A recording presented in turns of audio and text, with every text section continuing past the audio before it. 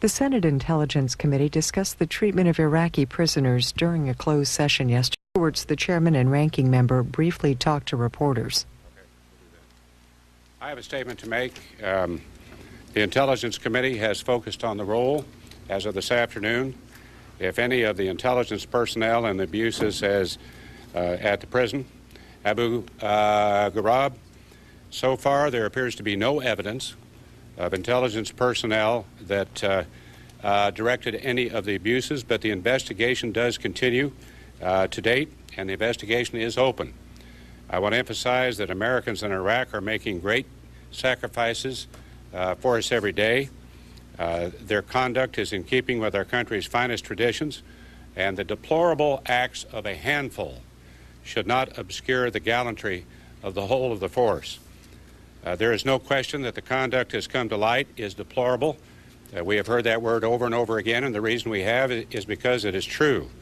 From what I have heard, it appears to be a failure of judgment, a failure of discipline, and a failure of leadership. Every troop knows or should know what is expected of them. In fact, the strongest expressions of disgust about these episodes have come from our country's most distinguished soldiers. While the executive branch inquiry must run its course, and it is not done, we intend to remain very much engaged. We all share the same goal, and that is to ensure that this type of conduct stops for good. I yield to my distinguished Vice Chairman, Senator Rockefeller. And I will have a statement, and I have to say that I don't think either of us are going to take questions because we've got to go vote, and I'm not sure we take them in any event at this point. Number one, what's happened at Abu Ghraib is tremendously damaging to our country. It's damaging to the morale of our troops. It's damaging to the safety of our troops in Iraq and elsewhere, and Afghanistan and other places. And it's also, in my judgment, increases the damage of danger to the United States of America.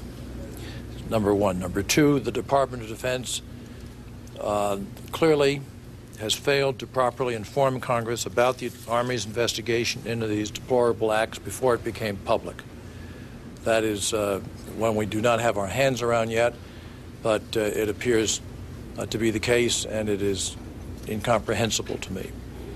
Thirdly, both the Department of the Defense and the CIA have not completed their respective investigations. Indeed, they're very, very much ongoing into whether Army, military police, and contractor personnel at Abu Ghraib were acting at the direction of their superiors or acting on their own volition in carrying out these abuses. Fourthly, I believe the Intelligence Committee needs to examine, and the Chairman and I have not discussed this yet, needs to examine how detention and interrogation is handled, not just at that particular prison, but at all prisons where our enemies' people may be detained and are being in the process of being interrogated. We have a lot to learn. This was just the first hearing. I am in agreement with the Vice Chairman's fourth suggestion, and we have agreed to do just that. I'm sorry we can't take any questions because of the vote, and we thank you for coming. Thank you. Are you coming back? Thank you for coming. On Friday, the Senate Armed Services Committee takes up the issue of the treatment of Iraqi prisoners. Defense Secretary Donald Rumsfeld and Joint Chiefs Chairman General Richard Myers will be on Capitol Hill to testify.